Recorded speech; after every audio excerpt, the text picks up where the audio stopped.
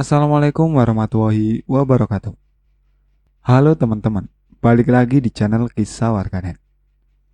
Channel yang akan menceritakan sebuah cerita kisah nyata maupun fiksi.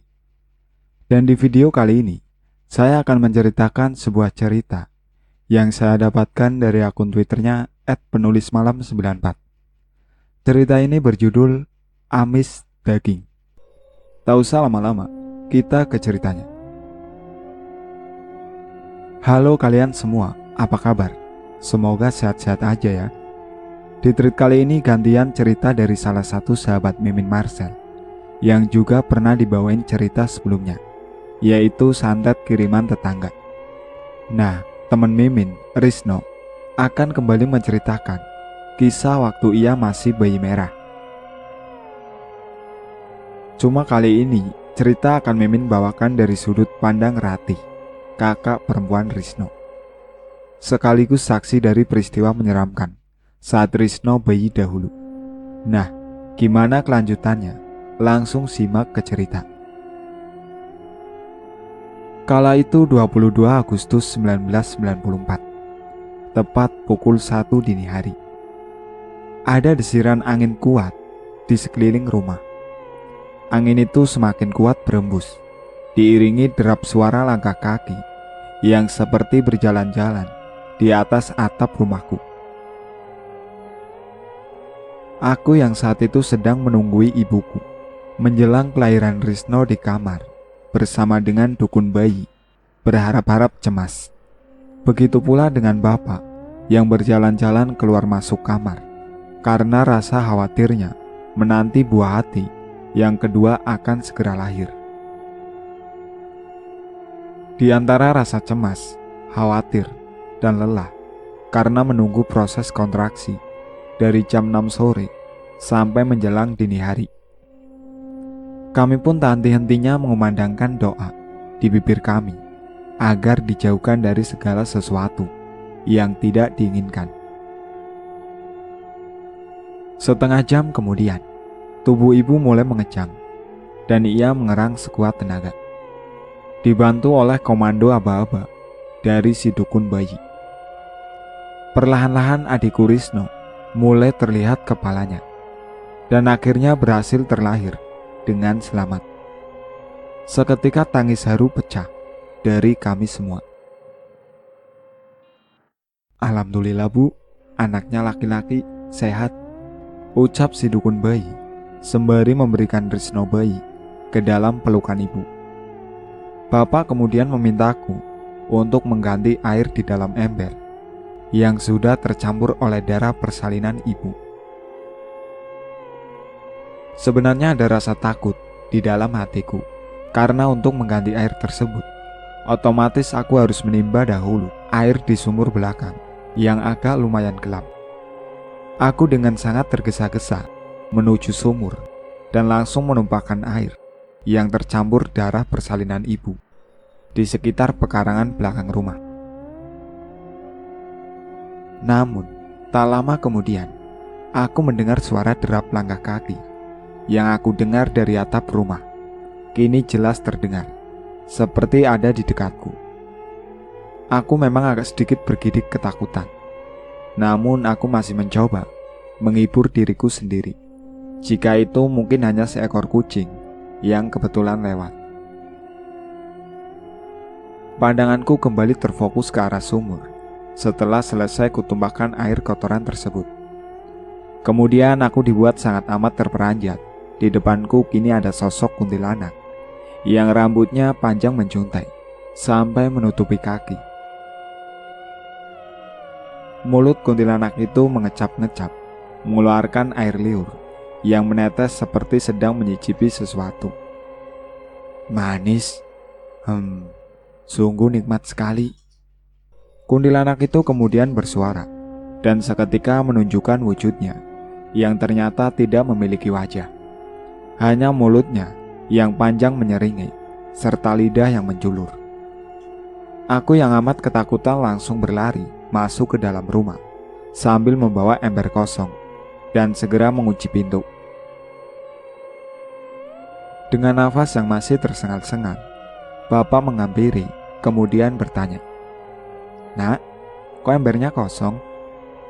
Aku tidak bisa berkata apapun, kecuali menangis sejadinya.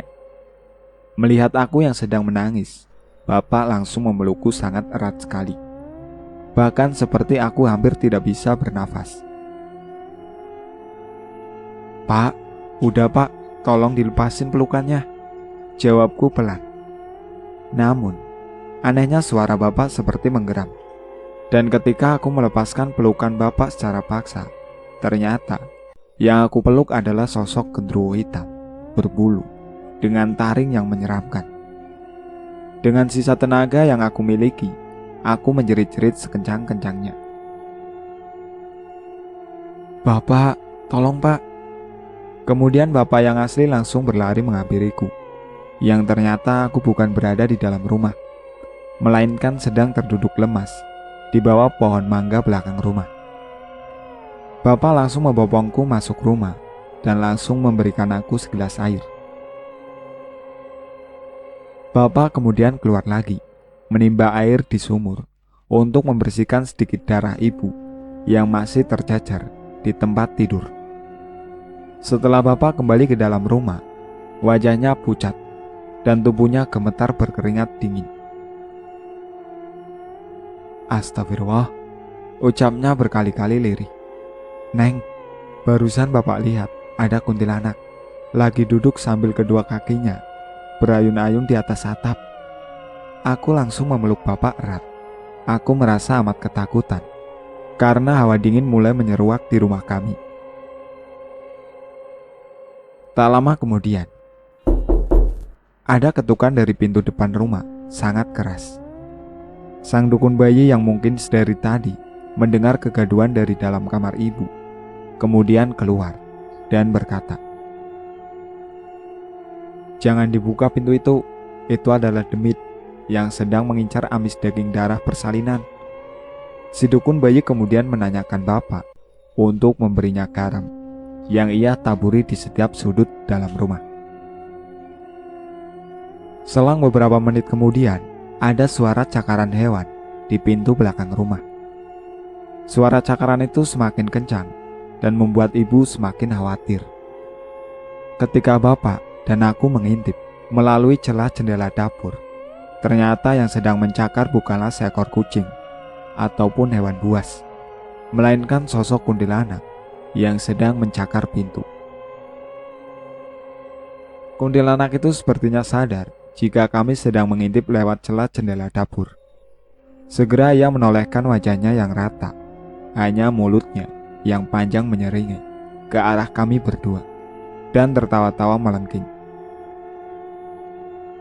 Aku dan Bapak benar-benar hampir pingsan dibuatnya. Belum selesai dengan suara kuku kuntilanak yang mencakar-cakar pintu maupun dinding mengintari rumah kami. Kini giliran ibu yang dari dalam kamar berteriak histeris karena tepat atas kamarnya ada bunyi suara orang berjalan di atap. Ibu berkali-kali meyakini kami semua jika itu bukanlah seekor kucing, karena terdengar suara langkah kakinya seperti langkah manusia. Kami menjadi semakin panik karena Risno mulai menangis keras seperti ketakutan akan sesuatu. Beruntunglah di saat kepanikan kami, sang dukun bayi ternyata memiliki indera keenam, sekaligus paham mengenai makhluk tak kasat mata. Ia kemudian menggendong Risno dan menyenandungkan lagu sampai Risno kembali terlelap tidur. Setelah Risno tertidur, ia mengambil air yang sudah dibawa oleh Bapak dan kemudian membasuh wajah ibu serta mengumandangkan lantunan ayat suci Al-Quran dengan merdu sampai ibu merasa tenang. Sang dukun bayi lalu keluar dari kamar dan menjelaskan jika jangan gegabah saat sesudah persalinan, karena saat-saat itulah para demit beramai-ramai berebut untuk memakan darah dan sekaligus memakan janin. Namun tak perlu khawatir, si dukun bayi itu pun sudah memagari sekeliling rumah dengan pagar goib. Si dukun bayi pun meminta agar Bapak setiap jam 6 sore, jam 9 malam, dan 12 malam menaburkan garam kasar ke setiap sudut rumah, sambil membacakan ayat kursi, Anas, dan Al-Falaq. Setelah sedikit berbincang-bincang, sang dukun bayi itu pun pamit untuk pulang. Sempat bapak berkata, "Nek, tunggu saja di sini dulu sebentar, sampai menjelang subuh. Nanti saya antar, Nek," ucap bapak. Namun sang dukun bayi tetap ingin pulang malam itu, sekitar pukul 3 dini hari. Ada hal aneh yang terjadi saat si sang dukun bayi menolak uang yang bapak berikan. Ia berkata, jika ikhlas membantu ibuku yang mau melahirkan, dan itu pun sebagai bekal untuk di akhirat nanti. Sang dukun bayi kemudian meminta didoakan agar ia bisa kembali pulang dengan selamat dan tidak kekurangan suatu apapun. Bapak sempat berceloteh, "Nek, kok ngomongnya kayak mau meninggal?" Namun si dukun bayi hanya tersenyum dan berlalu pergi. Menjelang pada subuh, aku dan bapak mendengar samar-samar pengumuman dari pengeras suara masjid, "Innalillahi wa inna ilaihi rojiun." Telah berpulang ke hadirat Gusti Allah, almarhumah Nek Yatun. Sontak saja aku dan bapak saling beradu pandang. Aku hampir tak menyangka jika Nenek Yatun yang baru saja mengurusi persalinan ibu ternyata sudah meninggal. Bapak segera menuju rumah Nenek Yatun, si dukun bayi, sedangkan aku dipinta untuk menjaga ibu dan Risno di rumah. Batinku kemudian bertanya-tanya, apa mungkin Nenek Yatun meninggal di jalan saat ia pulang ke rumah? Ataukah selama persalinan tadi ternyata Nenek Yatun sudah meninggal? Pertanyaan itu masih kusimpan dalam hati, sampai pada akhirnya bapak kembali pulang dengan raut wajah yang lesu. Tanpa aku tanya, bapak langsung menceritakan apa yang baru saja terjadi. "Ratih, Nenek Yatun ternyata sudah meninggal dari kemarin siang." Bapak sampai dibuat gak percaya, ucap bapak mengagetkanku. "Hah? Kok bisa, Pak? Nenek Yatun meninggal? Kan tadi sore bapak sendiri yang jemput Nenek Yatun di rumahnya."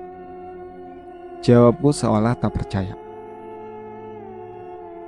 "Iya, memang pas pada maghrib bapak jemput Nenek Yatun si dukun bayi di rumahnya. Cuma saat itu Nenek Yatun sedang duduk di teras rumah, seperti tidak ada tanda-tanda apapun. Bapak juga gak sempat masuk ke dalam rumah Nenek Yatun. Nah, ternyata tadi pagi pas bapak datangi ke rumah Nenek Yatun, menurut Dirsa anak Nenek Yatun yang rumahnya gak terlalu jauh dari rumah, si ibu bilang jika ibunya sudah gak keluar rumah dari kemarin. Karena curiga, Dirsa kemudian mendobrak pintunya dan menemukan Nenek Yatun sudah meninggal dan tubuhnya sudah kaku membiru," tutup cerita bapak. Aku benar-benar tidak akan pernah melupakan kenangan menyeramkan menjelang adik laki-lakiku lahir. Di satu sisi kami merasa senang karena jumlah anggota keluarga kami bertambah. Namun kami merasa sedih mengingat kebaikan Nenek Yatun, sang dukun bayi, di akhir hayatnya. Saat siang hari, bapak langsung menguburkan Ari-Ari Risno di belakang pekarangan rumah Nenek Yatun, sang dukun bayi, agar kami selalu mengingat akan jasa beliau. Itulah akhir cerita dari Amis Daging. Sekian dari saya. Wassalamualaikum warahmatullahi wabarakatuh.